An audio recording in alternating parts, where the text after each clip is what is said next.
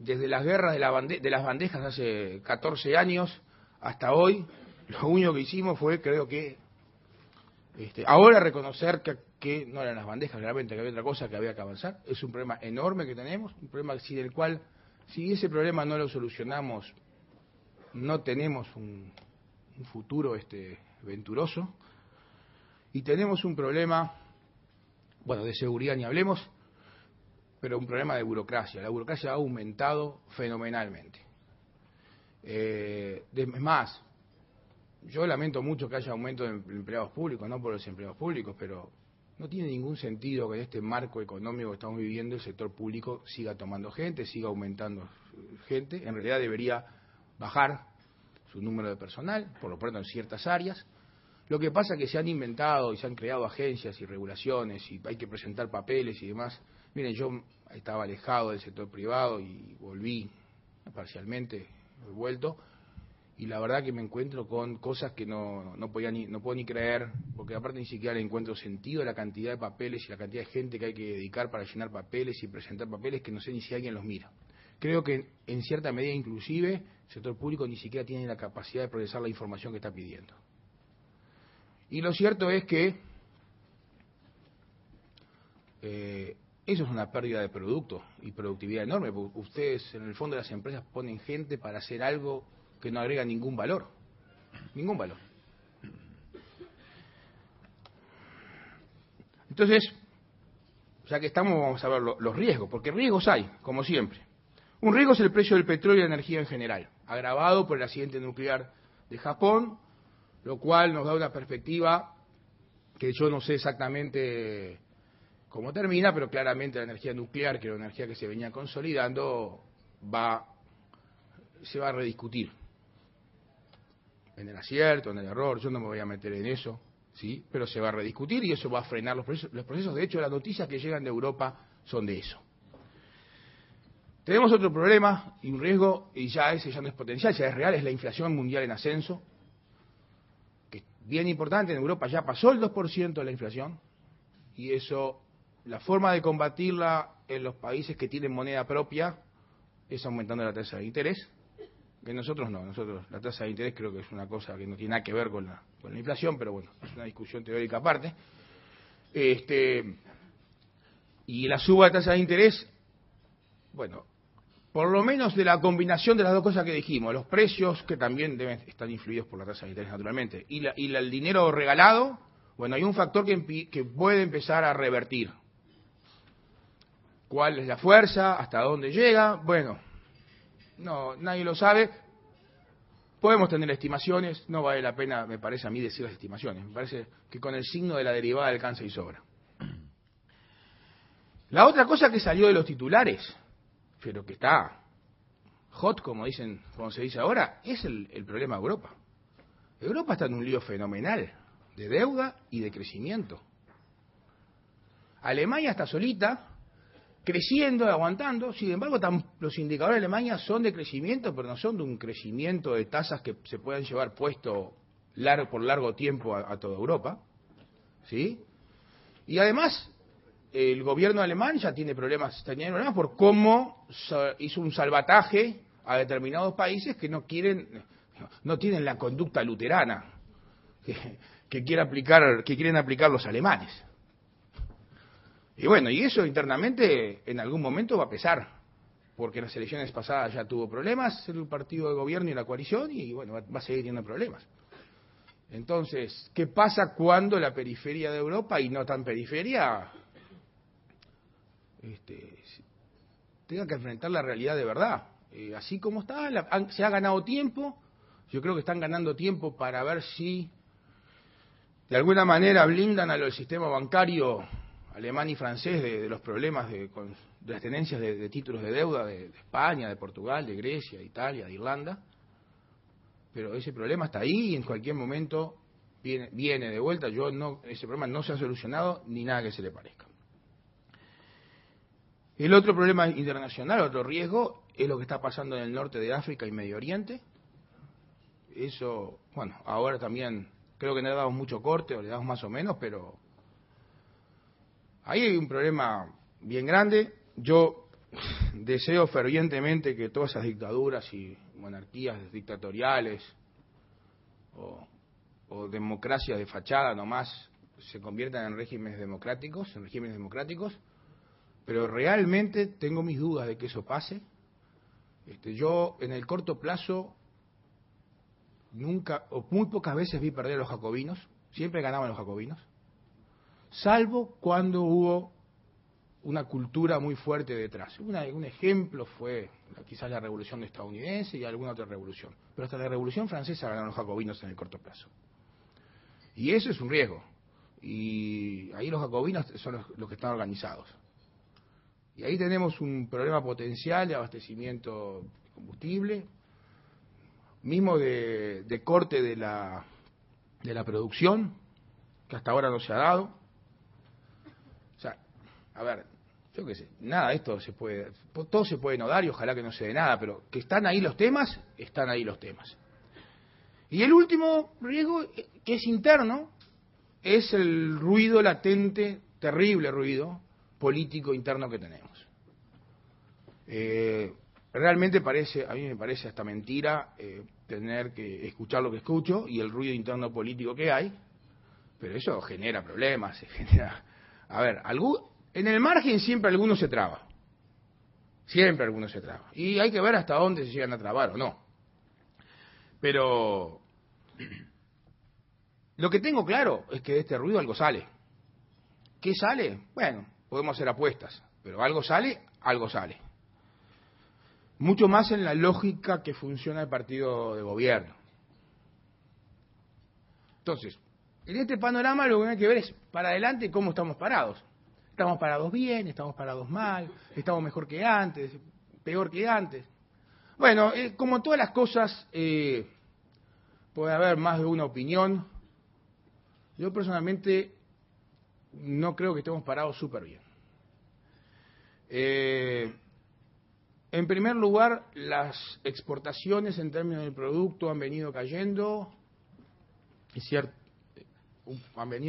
y en segundo lugar, y lo que más me preocupa, las exportaciones se han primarizado fenomenalmente.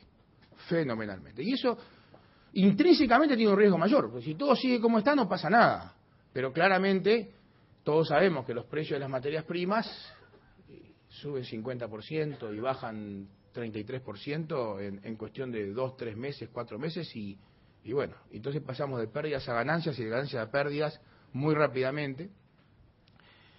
En segundo lugar, ahí tenemos un gráfico de las exportaciones en términos del producto, que es la línea total, es la línea verde, y las amarillas son las exportaciones de turismo. Los ingresos por turismo, si bien han aumentado, no son mucho más grandes que la media histórica. De hecho, están en 3,8, 3,9 y la media es 3,6 más o menos, 3,5, 3,6. Eso es justamente porque en dólares está fenómeno y estamos tan caros en dólares que la cosa no es superlativa. La otra cosa es que las exportaciones al Mercosur han aumentado bastante y de hecho ya acumulan 32%, casi un tercio del total de exportaciones. De hecho, el porcentaje es el máximo desde el 2000, creo que 2002 o 2003. Entonces, la vuelta a la primarización de la exportación y de la producción, sabemos que es un problema y sabemos que es un riesgo. La caída del contenido industrial de la industria y las exportaciones va de la mano, o es un fenómeno totalmente atado al anterior. El otro problema que tenemos son los costos internos de la industria y internos generales. En un contexto donde el tipo de cambio nominal no se mueve o cae, claramente tenemos un problema con la indexación salarial, la indexación en general de la economía, que está aumentando los costos en dólares mucho más rápido de lo que debería ser, con una inflación más baja y manteniendo el mismo aumento de tipo de cambio real. A ver, para decirlo gráficamente, si en lugar de que la inflación por la indexación mirando para atrás que hemos tenido hubiera dado 7,3% promedio anual en los últimos 6 años, hubiera dado 2%, una meta mundial generalmente, Bueno, con el mismo salario real, que está creciendo al 4,5, 4,6% anual, los precios internos podrían ser, bueno, hubieran aumentado 35% menos, o sea que serían del orden de los 26, 27, 26% más baratos.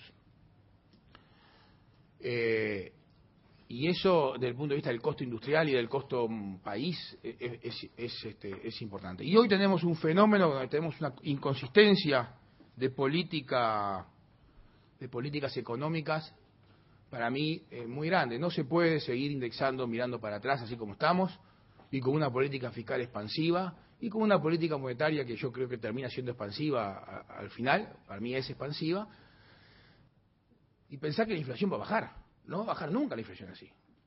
Entonces, por lo pronto, para bajar la inflación, por lo pronto hay que empezar a desindexar y aplicar un conjunto de políticas que conlleven a eso. Dos cosas más y ya terminé. Yo quiero que miren esto para ver si hasta dónde estamos tanto mejor o tanto peor que antes. Tenemos un tema de... Ahí tenemos un cuadrito. El porcentaje de depósitos de moneda nacional, de depósito y crédito de moneda nacional. Los depósitos de moneda nacional hoy, el porcentaje de depósitos son del 24%, es la segunda fila. Ajustado por tipo de cambio de paridad, serían 18%. Y la media o lo normal que registraba el país estaba entre 14 y 18.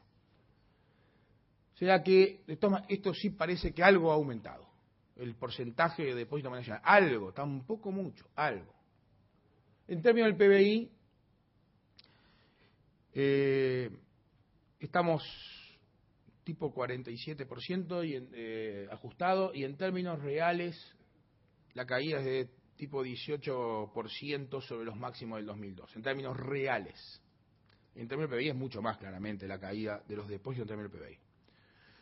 Y en el crédito tenemos un fenómeno bien interesante. Tenemos un promedio de crédito en moneda nacional, o porcentaje de crédito en moneda nacional ajustado por paridad cambiaria de 38%, básicamente 46% del corriente, y lo normal estaba entre 36 y 39%.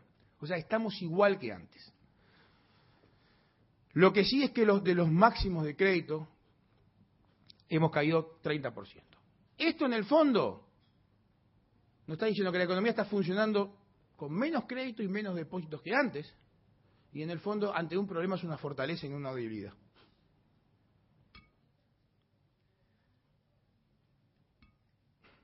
El otro tema para mí relevante es el tema de la deuda pública, que si bien en términos del producto y en términos corrientes, que es la línea blanca esa, tiene sus oscilaciones, pero claramente ha caído de los máximos. En términos de paridad histórica, ajustada nuevamente por tipo de cambio real de paridad, y acá tenemos un tema con el tipo de cambio real de paridad, es el tipo de cambio real de paridad extrarregional, y yo personalmente creo que a la paridad histórica es difícil volver, porque ahí sí hubieron algunos cambios, sobre todo el descubrimiento de los arbolitos, que nos da un ingreso de divisas mayor, y por tanto no es razonable que volvamos a un tipo de cambio real de paridad histórica, o por lo menos de la vigente hasta hace 10 años. Lo que nos está diciendo esto es que tenemos una deuda pública bien alta, una deuda pública del entorno del 70% en realidad, y eso es zona ya gris, y mucho más para países como el nuestro. Bueno, en contrapartida se podrá decir que tenemos muchas reservas. El porcentaje de reservas sobre el producto hoy está en 19-20%, normalmente Uruguay tenía 15% de reservas netas, ahora estamos hablando de reservas brutas. Yo no creo que haya sido una diferencia muy grande. Entonces, para resumir, ya terminé, todo indica que este año va a ser muy bueno nuevamente. Todo indica que no tenemos deberes hechos para consolidar esto en el mediano plazo, porque nos falta en términos estructurales, nos falta mucha infraestructura. Pero nos falta instituciones, nos faltan leyes que permitan que el sector privado aumente y el sector privado haga las cosas que tiene que hacer, ¿sí? Y también, si ustedes me hubieran preguntado esto hace 2 o 3 meses, yo veía por lo menos este año y dos años más de muy buenas perspectivas y gran bonanza. Y yo ahora lo reduzco a este año porque realmente lo que ha pasado en el mundo en los últimos 2 meses me deja muchas dudas. La inflación, los fenómenos del África y el tema del petróleo. Muchas gracias.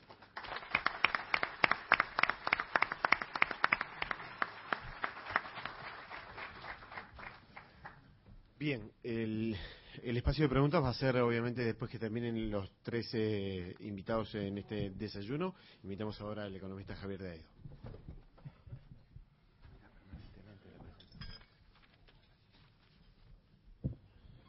Buenos días a todos, es un gusto estar una vez más en este ambiente de ADM y en particular acompañado por 2 apreciados amigos, en primer lugar, y colegas, con los cuales es difícil discrepar. Ya escuché la presentación de Lito, con la cual tengo una coincidencia amplísima, y les cuento que, como habitualmente ocurre, también va a suceder lo mismo con la presentación de Gabriel, y en este caso sabiendo que él iba a hacer una presentación típica de coyuntura, voy a aprovechar a poner el énfasis en algunos temas concretos que quiero profundizar en base a algunos indicadores distintos a los que habitualmente se manejan. En primer lugar, en pantalla tienen ustedes un primer indicador que he construido, que es el dibujo del ciclo económico, es decir, en cada año se observa la brecha entre el Producto Bruto Interno observado y el Producto Bruto de tendencia.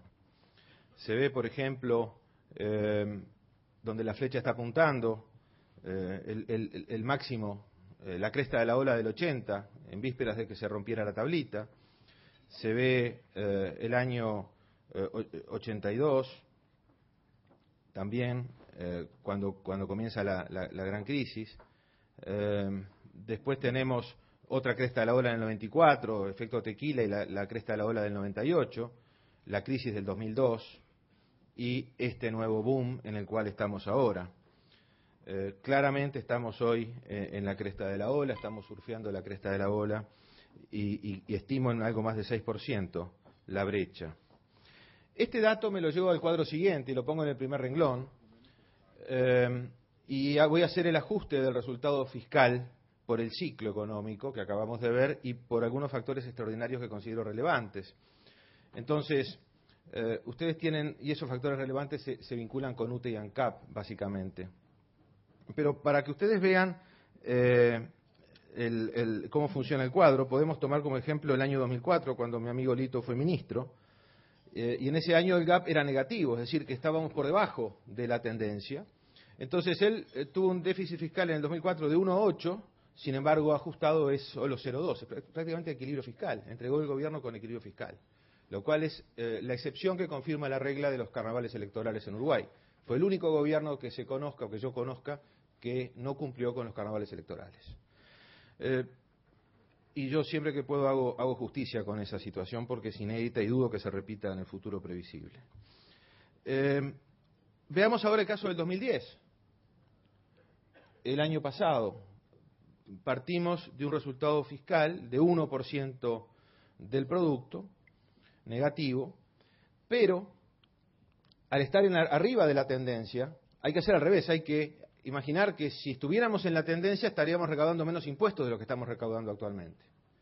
El año pasado se vendieron 44.000 autos, eso generó 470 millones de dólares de impuestos. Cuando se vuelvan a vender 15.000 por año, 20.000 dentro de un tiempo, se van a perder 200, 300 millones por año de impuestos. El año pasado se vendieron 750.000 televisores, el año anterior también.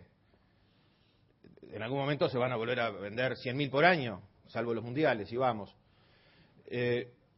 Entonces, estamos teniendo una recaudación espectacular, pero no es permanente. La gente se está poniendo al día porque es barato, y ese es otro tema que viene después. Es barato comprar cosas en dólares porque el dólar por ahora está barato. Pero hay una puesta al día. Cuando todo el mundo haya cambiado el televisor, la heladera y el auto, ya después no va a seguir haciéndolo. Entonces, hay otros ajustes allí, en fin, UTE estuvo muy bueno, o sea, el año pasado no solamente estábamos con viento a favor y en bajada, sino que además llovía y UTE generaba electricidad. A diferencia